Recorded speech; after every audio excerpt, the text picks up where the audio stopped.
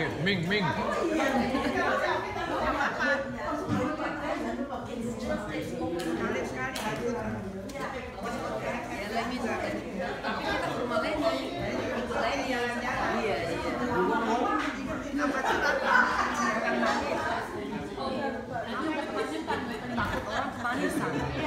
Artinya lu doang yang demen manis.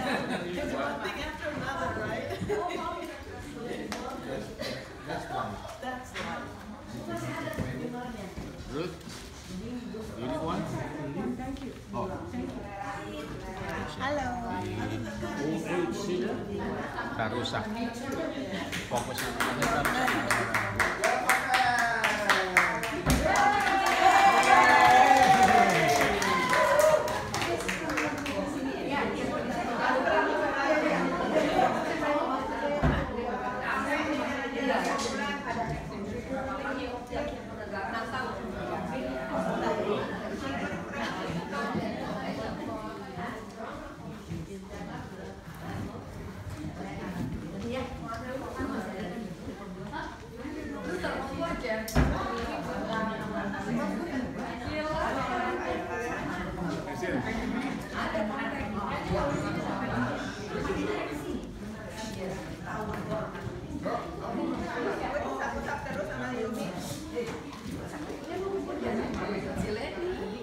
Ini loh, Len, kalau gue ngomong temen gue ini itu yang mana sih?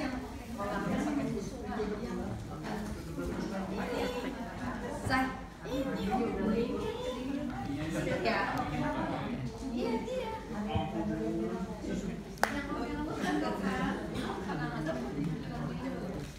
Iya, benar. Ternyata pulang. Nanti kamu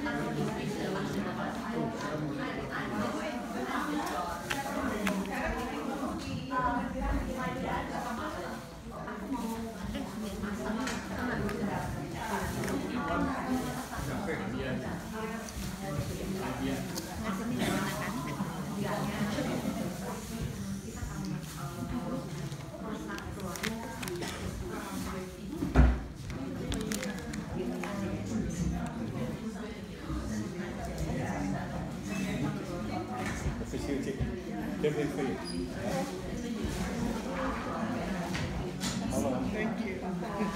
You want help you? Yeah, fill it out. Okay.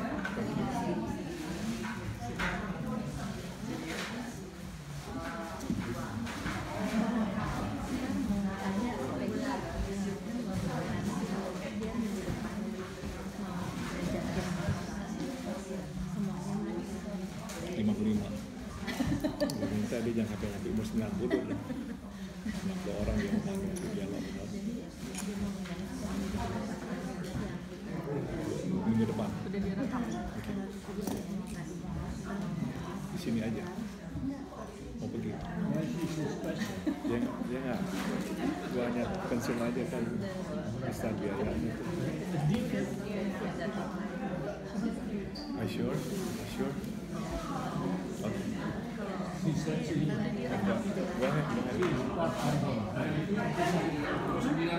Oke, kita akan segera memulai aktung.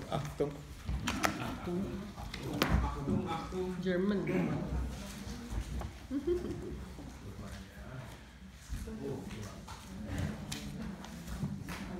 Mari kita membuka kitab Bilangan pasal 27. Please turn your Bible to the book of Numbers chapter 27. the book of Numbers, chapter 27.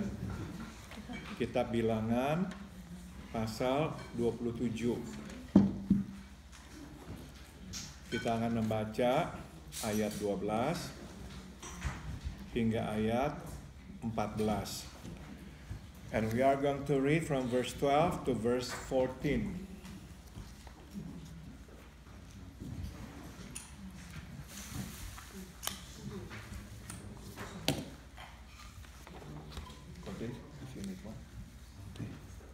Bilangan berapa? 27, Bilangan 27, verses 12 to 14. Oke, mari kita membacanya bersama-sama. 1, 2, 3. Tuhan berfirman kepada Musa, naiklah ke gunung Abarim ini, dan pandanglah negeri yang kuberikan kepada orang Israel. Sesudah engkau memandangnya, maka engkau pun juga akan dikumpulkan kepada kaum leluhurmu, sama seperti Harun abangmu dahulu.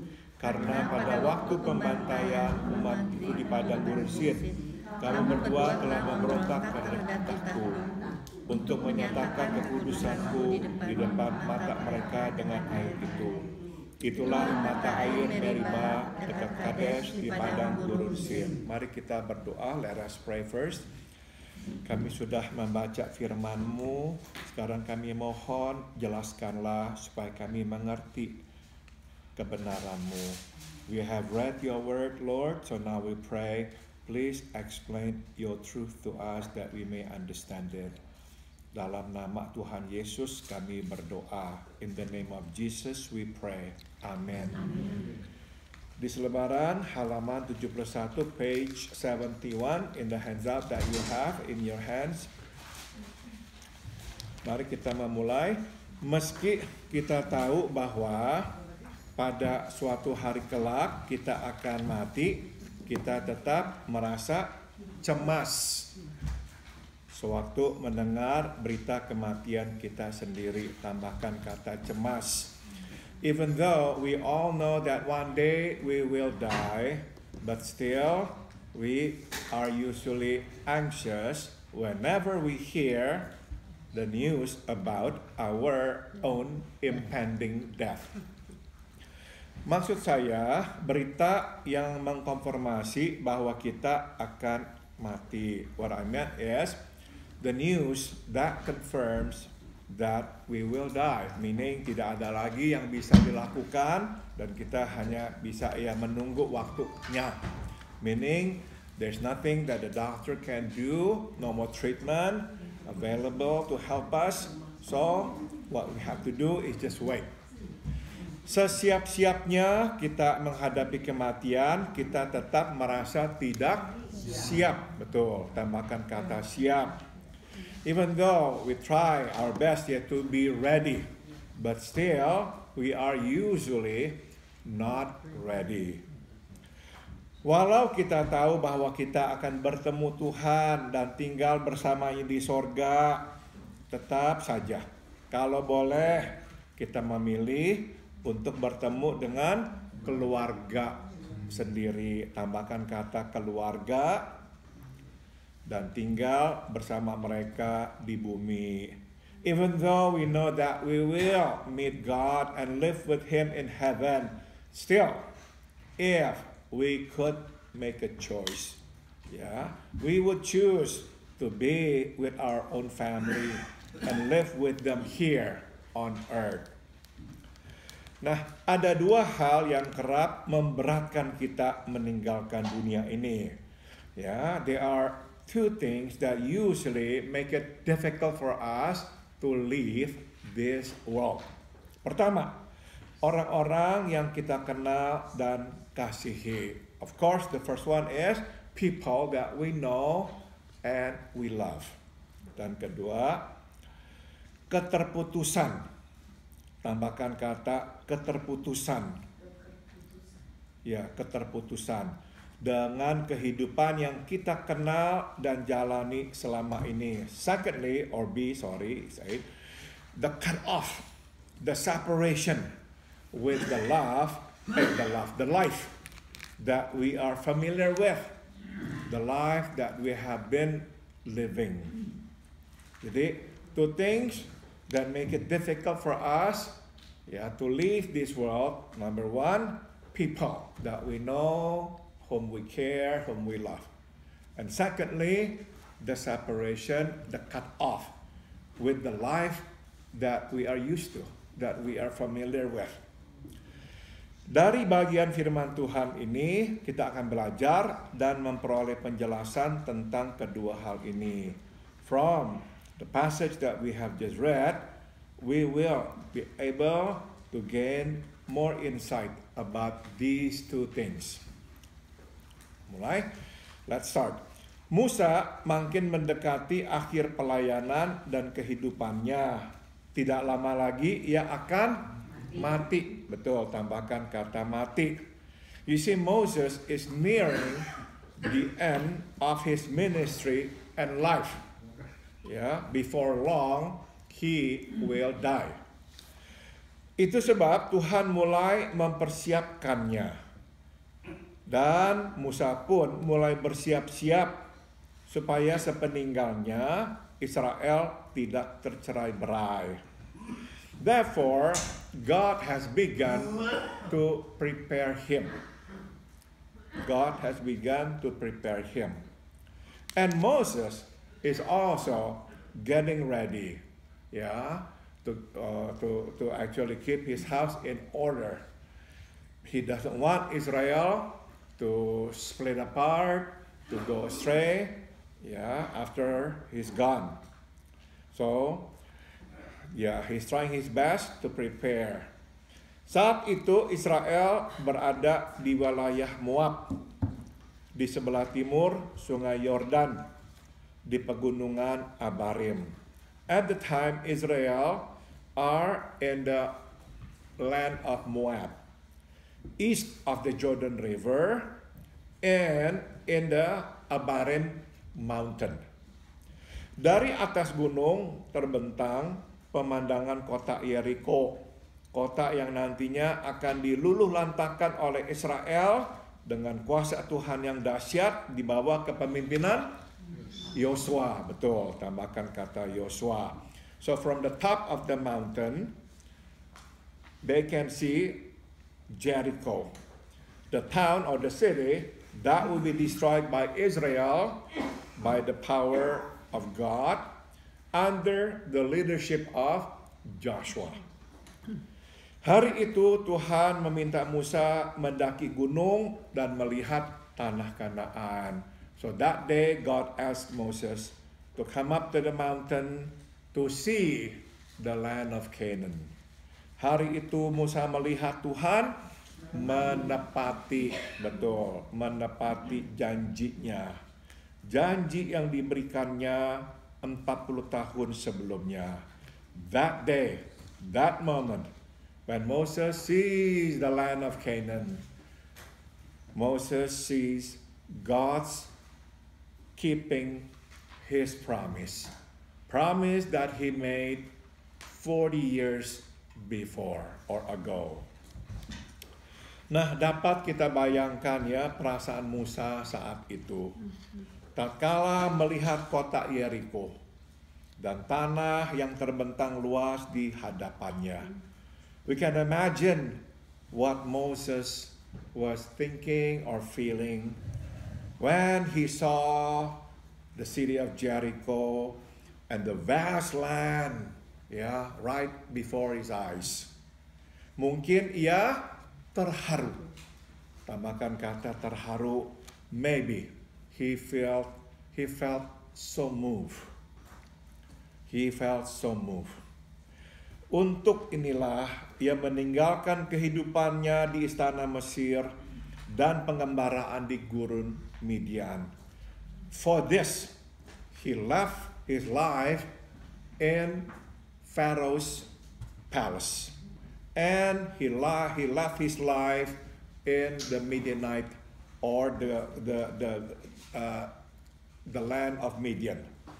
Untuk inilah ia rela menderita dan bersusah payah memimpin umat Tuhan keluar dari perbudakan di Mesir dan mengembara selama 40 tahun di padang pasir Sinai. For this he was willing to suffer, to lead the people of Israel out of the slavery of Egypt and wander for 40 years in the desert of Sinai.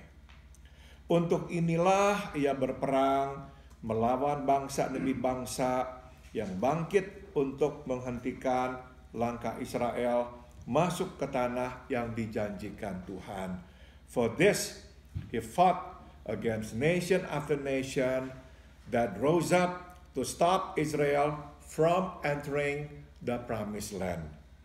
Sekarang tanah sudah di depan mata, and now he can see the land before his eyes. Dan kali ini mereka akan masuk, tambahkan kata masuk. And this time they will enter. Tapi, ia sendiri tidak akan ikut masuk, ia akan mati. But he himself will not enter the land. He will die. Musa terharu melihat kebaikan dan kesetiaan Tuhan menyediakan, tambahkan kata menyediakan kebutuhan umatnya. Musa is moved by the goodness and the faithfulness of the Lord, who has provided for the needs of his people. Sambung seperti Musa, kita pun terharu tatkala menyadari kebaikan dan kesetiaan Tuhan memelihara hidup kita. Tambahkan kata memelihara. Like Moses, we are also moved whenever we think of the goodness and the faithfulness of the Lord that has provided for us, who has taken care of us. Tidak putus-putusnya ia memimpin setiap langkah hidup kita, sehingga kita terhindar dari bencana atau malah sanggup mengatasi bencana. He never ceased leading us step by step, preventing us, protecting us from harms or dangers, and enabling us to cope with problems or dangers. Kita pun terharu menyadari bahwa semua yang kita miliki ternyata bukanlah kita peroleh, melainkan kita terima. Tambahkan kata terima. We are also moved when we realize that all that we have, all in our possession, is not actually because we earn it, we work hard to get it. No, simply because we received it. We received it. Tuhan memberi, kita menerima. God gives, we receive. Semua yang kita perlukan sudah Ia sediakan. All that we needed have been provided. Dan Ia memastikan agar kita menerimanya. And He'll make sure that we will receive it. Saudara, kadang kita kan berpikir aduh kok bisa ada berkat, bisa ada pertolongan Tuhan, dari mana datangnya Sometimes we wonder, wow Lord, how could you help me? How could you provide a way out? How did you do it? Seolah-olah saudara-saudara, Tuhan itu tuh bekerja keras supaya pada akhirnya kita pasti menerima yang Dia ingin berikan. It's like God has to work so hard to make sure that we will receive what He wants to give us. Jadi saudara, Tuhan itu tuh akan memastikan kita menerima yang akan diberikannya. So always keep this in mind. God will make sure. that we will receive what He wants to give us. He'll make sure that we will never miss it. Never miss it. Because He'll make sure we'll get it. Ya, sambung. Inilah pelajaran pertama yang dapat kita petik, yakni tidak ada yang dapat menghentikan langkah kita. Tambahkan kata menghentikan. Bila kita berjalan bersama Tuhan di dalam kehendak-Nya. So here's a lesson that we can glean. There's nothing that can stop us if we walk with God in His will. Nothing that can stop us if we walk with God in His will. Nothing. Bangsa demi bangsa yang lebih kuat dan canggih berusaha menghalangi Israel supaya tidak tiba di tempat tujuan. You remember? Nation after nation rose up against Israel, trying to stop Israel that it would not enter the land, the promised land. But then they could not do it. Tapi semua usaha mereka gagal. Tambahkan kata gagal. Sebab Tuhan berjalan bersama mereka dan karena mereka berjalan dalam kehendak Tuhan. All their efforts failed. Why? Because God walked with them and because they walk with God. Ya. Tidak ada seorang pun dan tidak ada suatu situasi apapun yang dapat menghentikan langkah kita selama kita berjalan bersama Tuhan di dalam kehendak-Nya. Tambahkan kata kehendak-Nya. So there is no one and there is nothing, there is no situation that can stop us as long as we walk with God in His will. Tidak ada. Pelajaran yang kedua yang dapat kita timba adalah Tuhan menggunakan segala sesuatu untuk menjalankan roda kehendak-Nya dan menggenapi rencana-Nya, termasuk kesalahan manusia. Tambahkan kata kesalahan. The second lesson that we can draw is that God uses everything, to turn His will. Will, W-U-H-E-E-L, His will of will, to fulfill His plan, which includes man's mistakes, man's failures. Stop dulu. Saudara, kalau rencana Tuhan bergantung pada kesuksesan manusia, rencana Tuhan tidak akan terwujud sampai hari ini. You understand? If the plan of God depends on man's success, the plan of God would not be fulfilled today. Karena kita ini penuh dengan kesalahan-kesalahan dan kegagalan. Because we are so full of what? Mistakes and failures.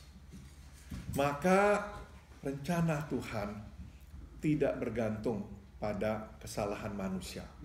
So you see, the plan of God does not depend on the success or the failure of man.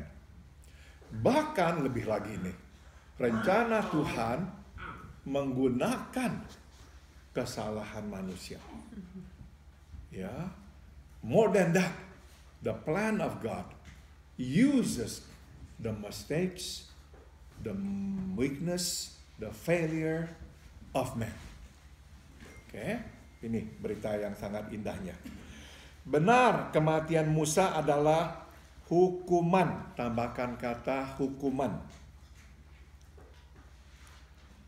Tuhan atas kesalahan yang diperbuatnya di Meribah. It's true that the death of Moses was as a result of God's punishment.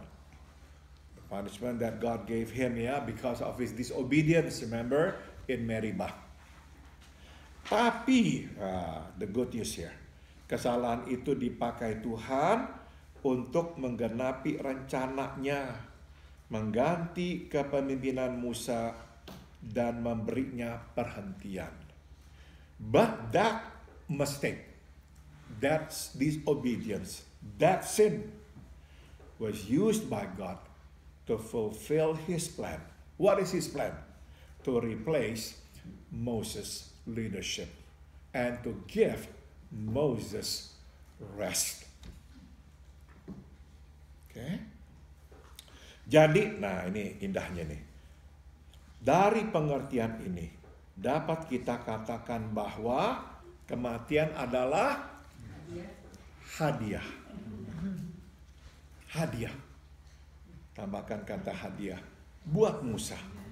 So, based on this understanding, we can then say that death, Moses' death, was actually a gift from God. A reward from God for Moses. On one hand, it's a punishment. It's true. On the other hand, it's a gift. It's a reward for Moses. Okay? Jadi gara-gara kesalahan dia, inilah waktunya dia berhenti dan dia beristirahat. So God used his mistake. God used the punishment given Moses to fulfill his plan, to replace Moses' leadership, and to give him rest. Saudara, diberikan istirahat oleh Tuhan itu adalah sebuah hadiah. Remember to be given rest by God is a gift, is a reward. So don't look at it as a punishment, it's a gift. God wants us to rest. Di dalam rencana Tuhan yang baik, kematian adalah hadiah Tuhan. So you see, in the good plan of the Lord, death is actually a gift. It's a gift. Gift from the Lord. Okay. Sudah selesai. Apakah ada yang mau menambahkan atau bertanya? Dan any question? Silakan. Maybe, go ahead.